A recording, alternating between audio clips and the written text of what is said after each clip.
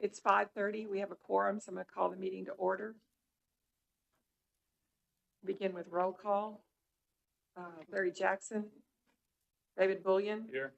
Jessica Middle, Michael McRae. Here. Richard Laughlin, Harry Kaiser. Here. Joe Salinas. Here. Amy Slaughter. Here. Welcome to the May meeting of the Historic Review Board. I'm Sharon Joseph. The Fredericksburg Historic District and landmark properties stand as a testament to Central Texas' rich and layered history. Municipalities have long recognized historical preservation as a vital tool for maintaining livable and sustainable communities. The Historic Preservation Officer and this board are tasked with translating this broad goal into detailed technical decisions about how to manage change within the historic district. The Historic Review Board is an advisory board of volunteers appointed by City Council. Approval by this board results in a certificate of appropriateness and is required for any work on properties in the historic district or for the city landmarks. In considering whether to approve or disapprove an application, this board is guided by the Secretary of the Interior's Standards for Rehabilitation and the City of Fredericksburg Design Guidelines.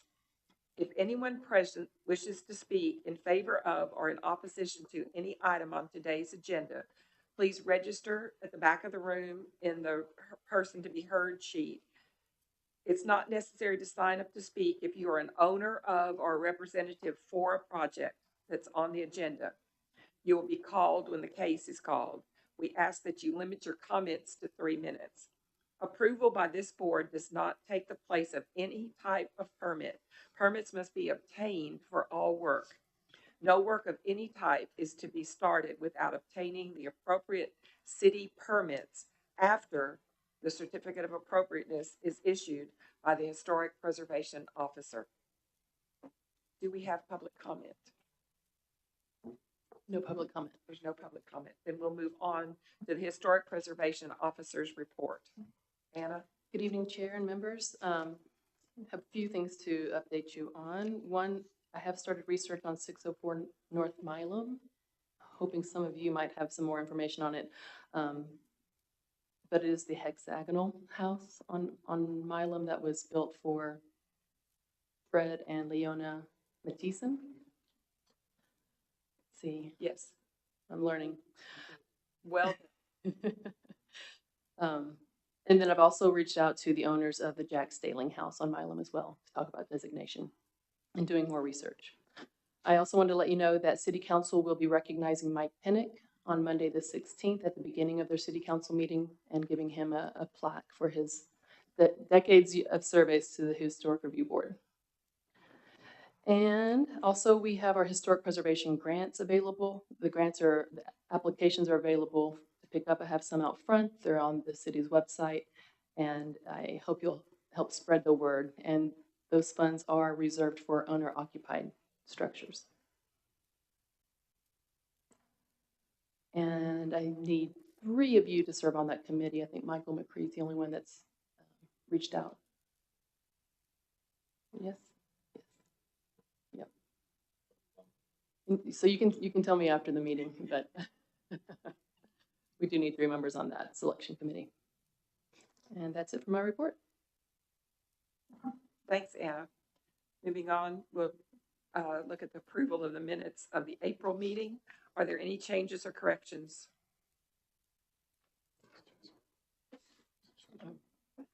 And back to the roll call, we added Jessica Middle. So welcome, Jessica. No problem. Any changes or corrections to the minutes?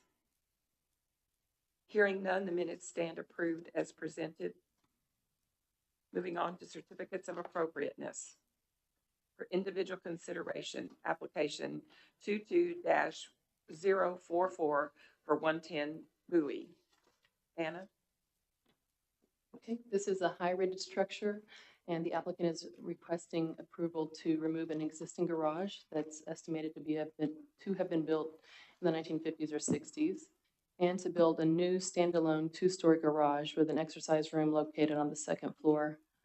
The new garage will go in place of the existing garage. The materials and color and windows to closely match the main house.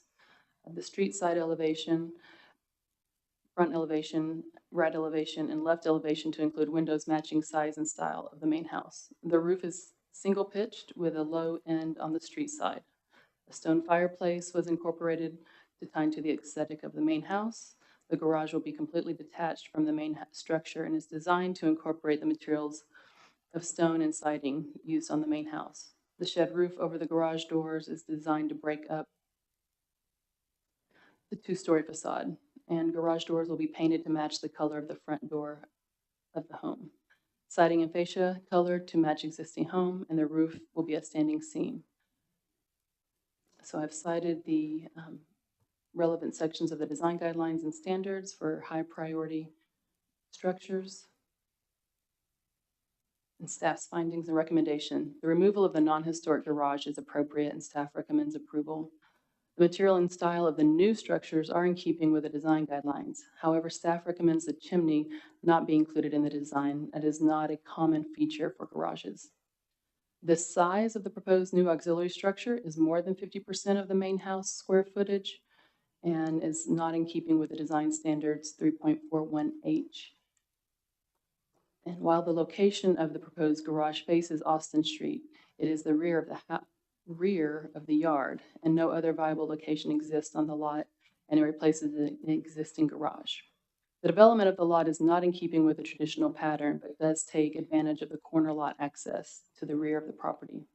The proximity of the new garage to the rear of the historic house is closer than the 15 feet required by section 3.41E.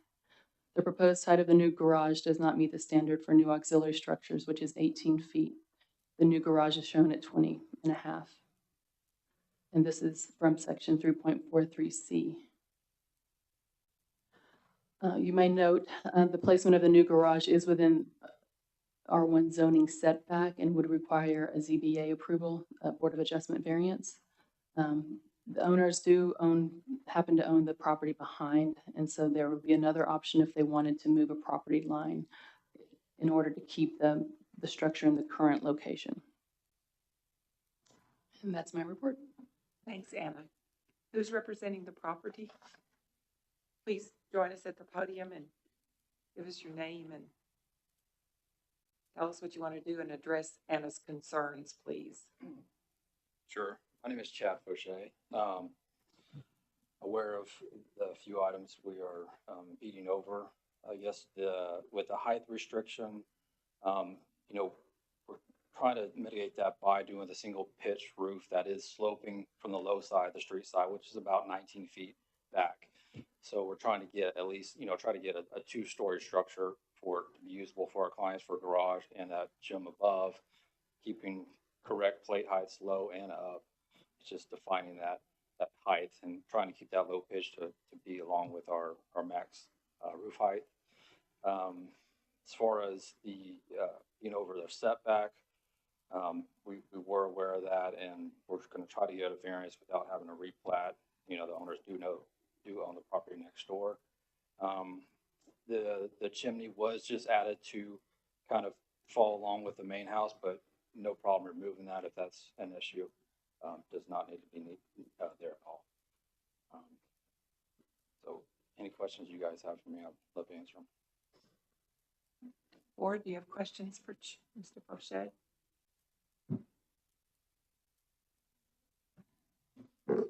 On the setback, obviously 9 inches setback is not that great. So if you're not gonna replat, how are you gonna address that? 9 inches. Yeah, you got 9 inch. I think it's a 9 inch. No, we're 2 setback, foot. or 2'9". That's 2'9". Okay. Yeah, 2'10" and then 2'7" on the front. That 1'9" is the fireplace footing, so that could go away. So really, we're just dealing with the 2'7" So it'd be 2'7". and 2'10". So you would replat that, or We'll prefer not to. We'll prefer to get a variance. it's normally, what's the normal setback is what? 5.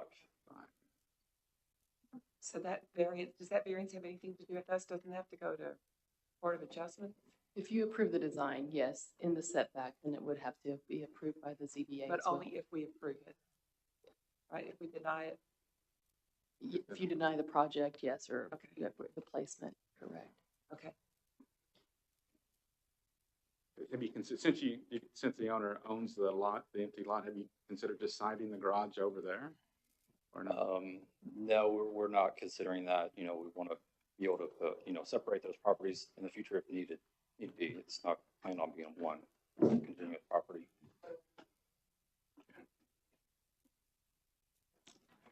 And the other issue of being, was it 15 feet from the main structure, within that, we're trying to get a 2-car garage, and that's just, with the side setback, the existing structure is literally the only place we can put that structure. And it's just not doable to get any kind of 2-car garage and be within that 15 foot of the main house and within our setback. But noted that the existing garage is even less than this, I believe, to the main structure. So it's not even 15 as it sits. Yeah, Chad, I love all your designs are always fun to see. You know that, I think that, and I love the fact they're repointing the main building. That's one of my favorite buildings in town. It's beautiful, yes. House. It really is. And so I'm super concerned about anything that takes away from what I think is maybe the best house on that street. Right. A couple of other ones are just as good. I know the issue always is this pressure point between us wanting less structure, less height, pushing the garage further off the street to accentuate the house, and you trying to find every square foot of the lot you can to build what you want to build. But my concern is did you give any design consideration to moving? I know you're pushing right into a rock patio. Right. We talked about, pushing the structure further in, and you start running into more issues with the existing structure that's there. So it's just a Tetris game of making everything fit. And we felt this was the best possible location for it. And your idea of a slant roof being sort of consistent with the more traditional gable roof home, what your thought means, or any way to make it a gable? I don't know what you're trying to. Yeah, we looked at that. It just was not a good look. It was competing too much with the main house. It was getting too much height out of that elevation. So this was our solution to kind of scale this down and not be so dominant. So that's, I did definitely look at that suggestion, Anna brought that up. But we just did not feel it's a good direction to go. A couple more things. I would agree with staff's comments about the stone chimney that really kind of competes with the main house, which is probably not a good idea. I wouldn't be opposed to doing a brick. I mean, if you don't want to put one, that's You fine. said that's okay, right? I'm assuming. Yeah.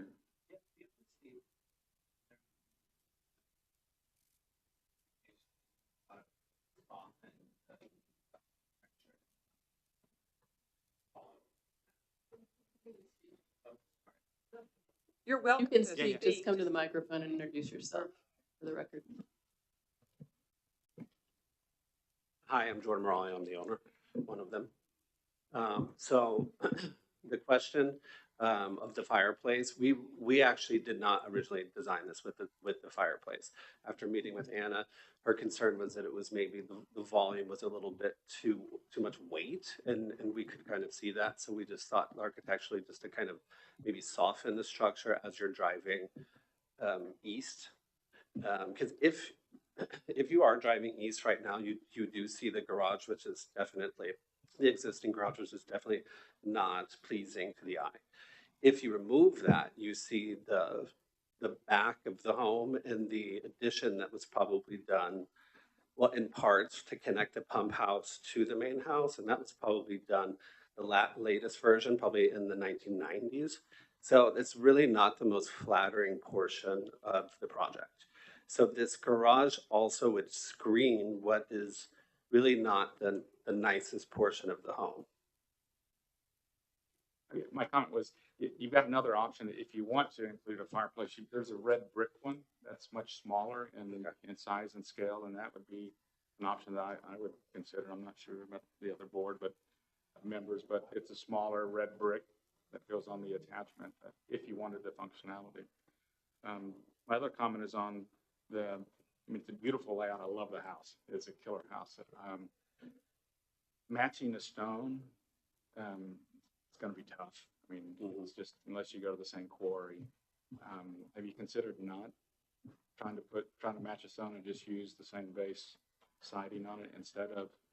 Well, we Trying to kind of match like the the stone. combination of the siding and the stone as that is also seen in the home. And this would, the siding would be a little more dominant than the siding in the main home, but to kind of, again, kind of break up. We feel that if you use one material, again, it has this sort of massive feeling to it. And then that stone somewhat softens it. We also have really great masons. Okay, I mean, it's just tough to match the Yes, no, I know. 1880s stone on it. We've been repointing the whole house now, so we know. But we're more confident we can do something at least complementary. Who is doing the masonry? Daniel Rubio? Yeah, Daniel Rubio. They're great. So have either of you addressed the height of the new garage, which Anna says does not meet the standard for new auxiliary structure?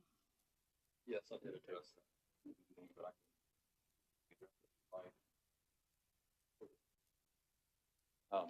Did I understand you just basically say it just needs to be that tall? Well, we have a 9-foot ceiling in the garage, which, I mean, technically is kind of our minimum for, comfort. We could go a little bit lower, maybe an 8-foot ceiling in that lower floor.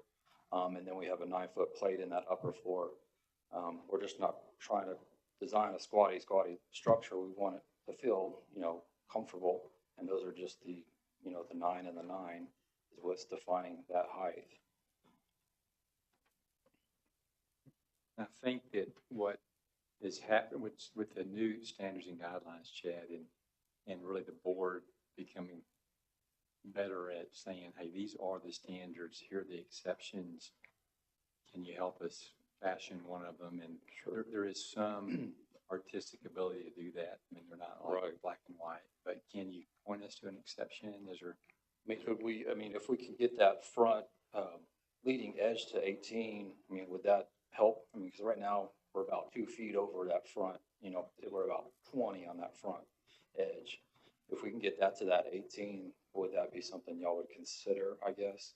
And then sloping back up towards the back, which would go above the 18, obviously. It's compared to the original structure, the proposal is still a couple feet lower. Is that correct? Or what's the exact? Because it doesn't exceed the height of the existing building. Correct. No, it does not. Does not. Correct. So how much room do you? I didn't see on the plate on the original structure. It looked like several feet difference. Exactly. Yes. Even to the very back of the new structure. So even though it exceeds our guidelines, it's still well below the existing structure. It appears that way.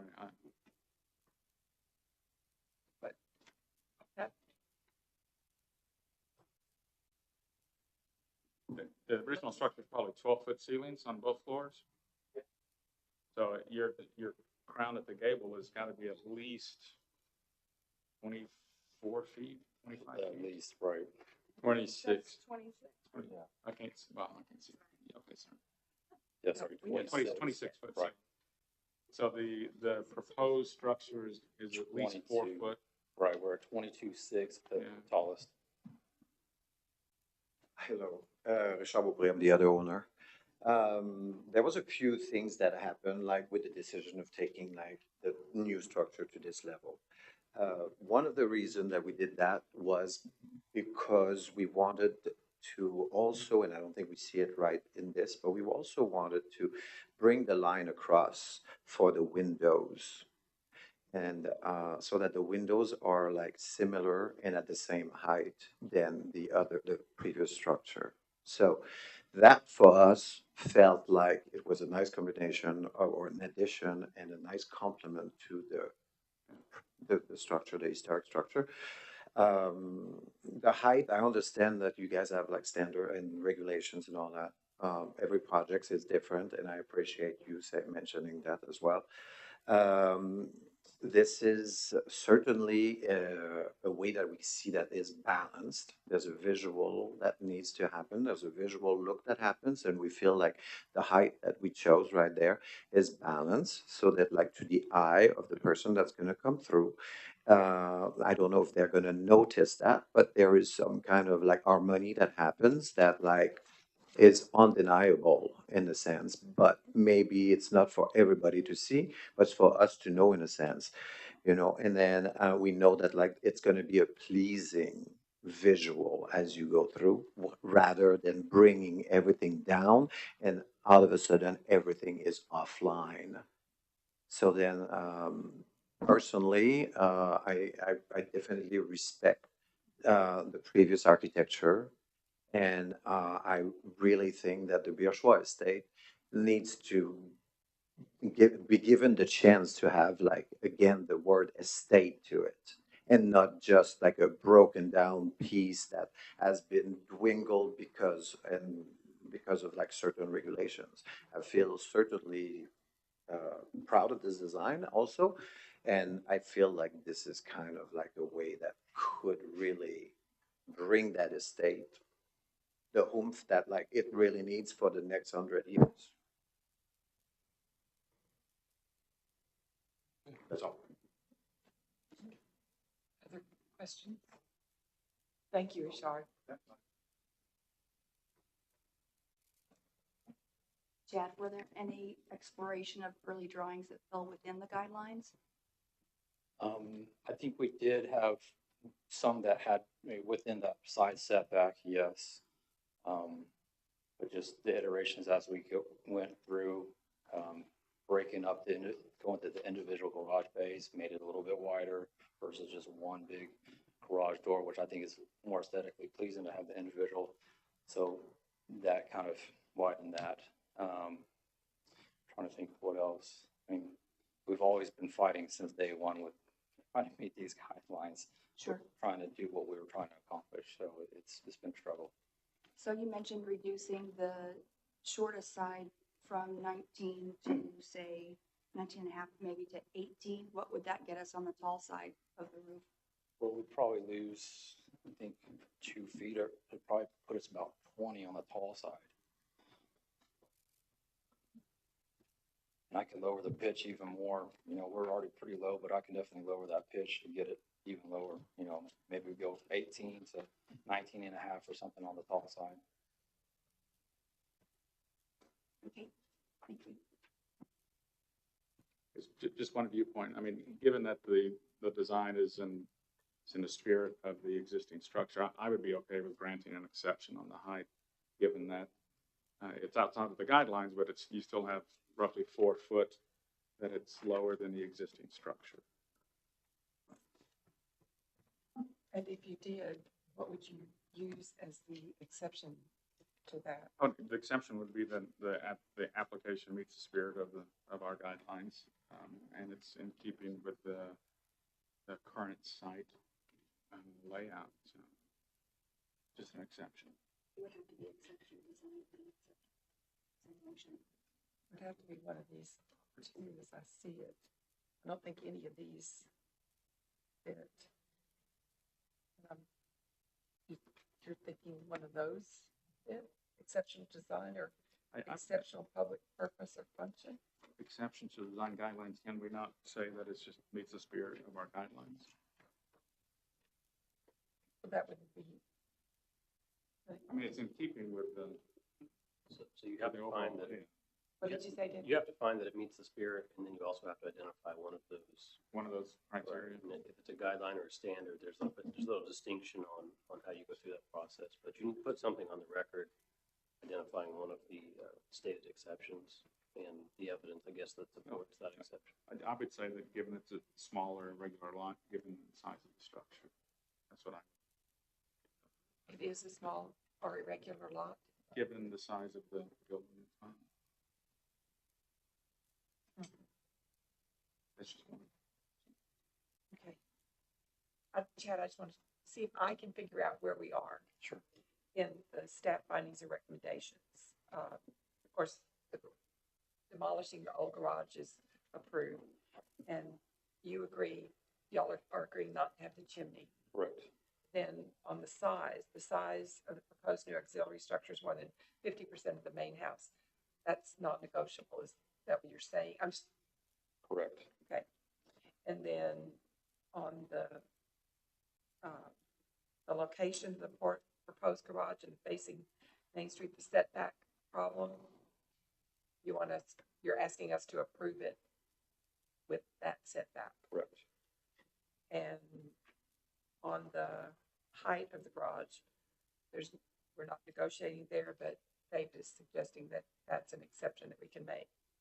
Am I on the right page with y'all? Yeah, and actually looking at the layout again, if you go back to the site layout, I would put basically it's a corner lot. And so taking that into account, and given that the house was built well before the area was subdivided, so it's irregular shape as far as the development of the lot, because obviously the front of the house is the wider portion as opposed to the narrow portion like most city lots. Built with the regular. Oh, I see. You see what I'm saying? Because most city lots are the narrow part of the front as opposed to the existing. But you'd only use that as an exception for the height, right? That's- So we still have the size and the setback are still areas where staff's recommendations doesn't meet the design. Correct. And I'm trying to figure out where y'all stand on those two things.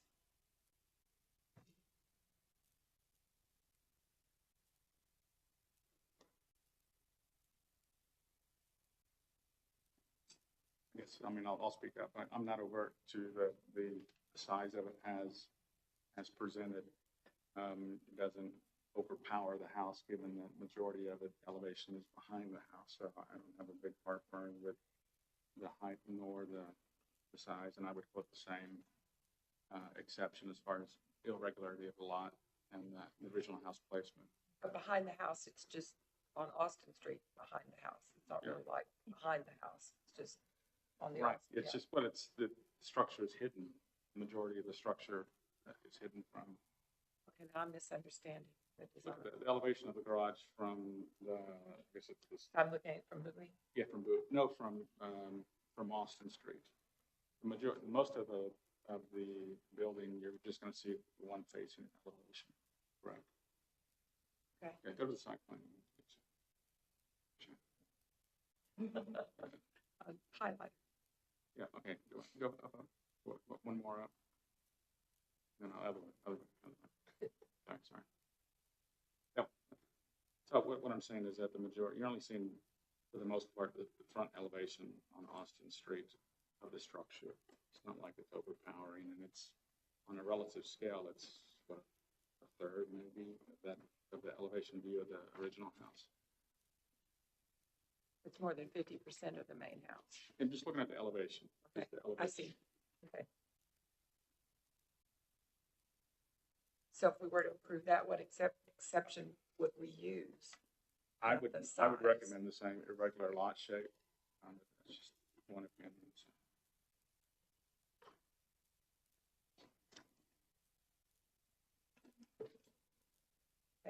I would like to feel hear comfortable, yours. well, I would feel comfortable with exceptional design, exceptional public purpose and function. Because I feel like the design you've come up with is really complementary to the old home. And in terms of it being a high priority historical building, I think moving forward, the aesthetics is really what we're concerned about. So I would feel comfortable with an exception based on those two things. And is it my understanding that if it's exceptional design, it also has to be exceptional public purpose? No. The way I read it, it said exceptional design and exceptional public purpose and function. I think that's just the list, those are the last two things on the list, so it's and. Yeah. But they're All of these and that. individual exceptions. They are individual. They're separate bullet points. So just exceptional design would suffice. I mean, I'm just highlighting it. It's a good design based on what they have, what the designer and the owners have to work with. It's a wonderful property, and this is not going to take away from the existing structures. Yeah. Trying to work within the building, the owner versus just sticking to the guidelines. But I know we have to stick by the guidelines and have the conversation if we're going to make them. We have to work with the guidelines, and then we can make exceptions to the guidelines. So as I see it, that setback is the only, we don't, is Right. that the smaller irregular lot size is the exception to that? Is that- It's the 15 feet proximity as well.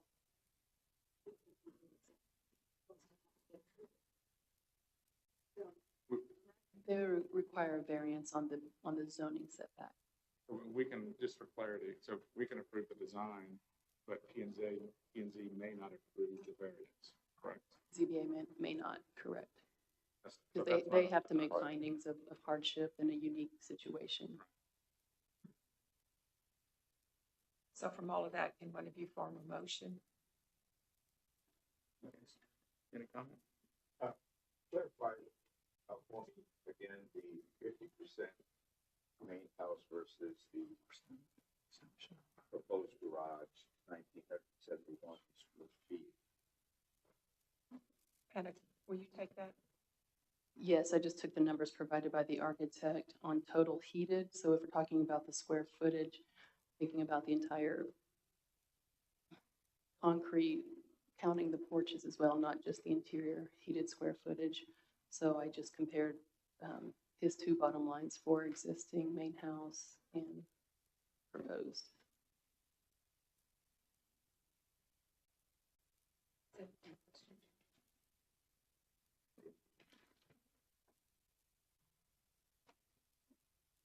Yeah, I think to me, I mean, I'm hearing the consensus forming, but it's too big, it's too tall for me, Chad, but and I'd love to see it pushed away from the house. I love what he said about wanting to make it exceptional in design, but kind of what we're doing is focusing more on not taking away from what's there. Definitely some different views of how to interpret that. Again, the design's fine. It's just the size of it, the placement of the height of it. I don't see these exceptions applying. I wish we could figure out how to push it a little bit and shrink it a little bit and lower it a little bit. But I do hear, yeah, but I do hear everybody else's comments, and they're well taken. I agree with everything that everyone said tonight. Richard was right. I think that, when I drove by this house, I was embarrassed for the garage, the current garage, and this house is beautiful and it does deserve a really nice garage. And I think he did a beautiful job. I am okay personally with the location of the garage to the house because am I wrong? He could have done an attached garage, an addition. Is that correct? So to me, I don't feel like it takes away because it is behind the house on Bowie. So I like the design. So can somebody form a motion one way or the other? You have to quote the exceptions if you form a motion. I guess before we get to that point, does anyone else have an issue with this trying to match the stone, or is that just one opinion? I think you're going to have a hard time matching the stone to the original house. Yeah, but I'm not sure that I agree with the fact that stone old patch. Because we're not trying to say this is the same vintage, it's not. So the fact that it doesn't match is kind of, Would I expect. appreciate it. As long as it's attractive. I'm sure these guys, it'll be attractive, I'm sure. Just wanted to hear somebody else's view on it.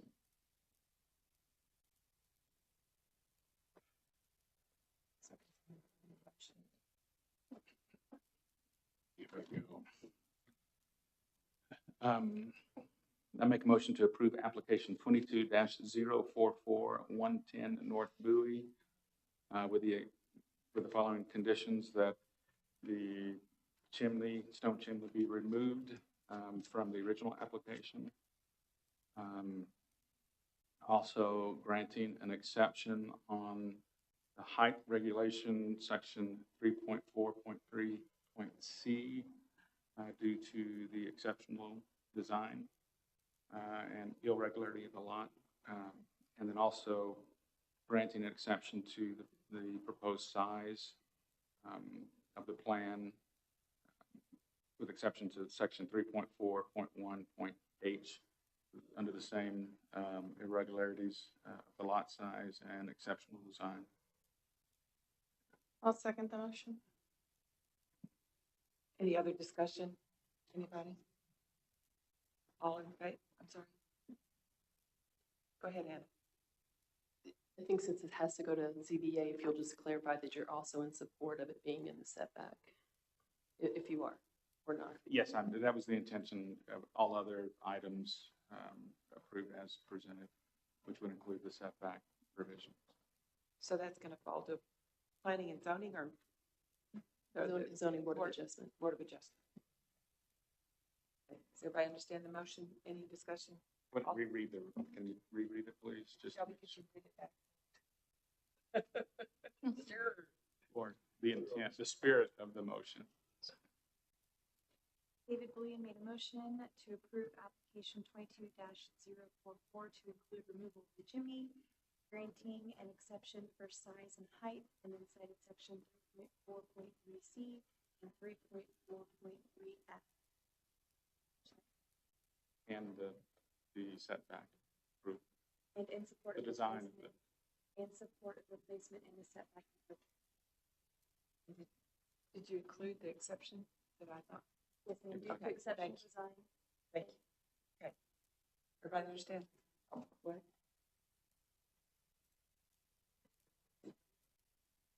I cited Cited- he cited irregular lot exception. size and the exceptional And design. exceptional design.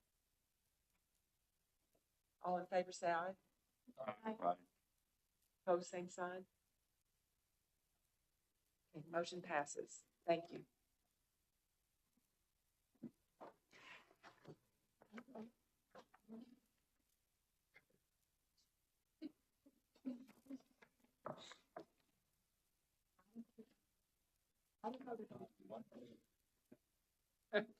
That's why it's a board. Other discussion items, Anna, anything? Anybody, any other items? Okay, I need a motion to adjourn. Oh, wait, I have a Barry, question. Last Mike. meeting, we conditionally approved. Yes. The last meeting, we conditionally approved some changes to some windows for Dutch staff. Yes, yes, Has she been back? I'm just curious if what's gonna happen there. she came back with a double hung. Size appropriately. Yes. Yeah, what about the issue that you emailed earlier today about the Creek Street? Creek Street came back with a, a design in the spirit of the requirement, the condition. There's a detail that I'm not quite comfortable with, so I'm gonna work with them on the location and look at the porch. That open gate? Open Get gate. rid of that. Mhm. You want to mention what the design change was, or will that come out next meeting, or you get to approve that? Yes, I can provide a report at the next one. I mean, I don't know if that's needed or not, but basically the design that they resubmitted, but they included two of the, remember it was the bungalows? They had three separate ones, they actually shove two of them together and make it like a single structure. So it was much better.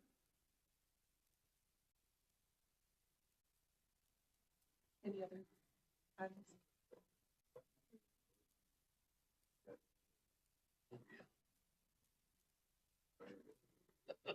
The blue house will now be a cream color.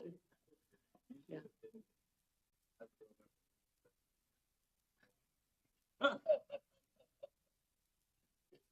That was blue.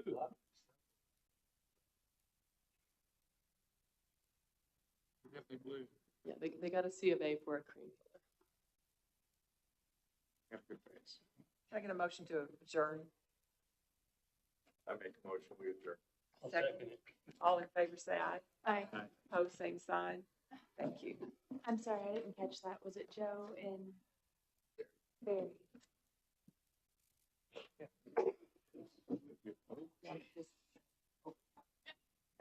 I agree with Michael. If it's smaller and slower and further back.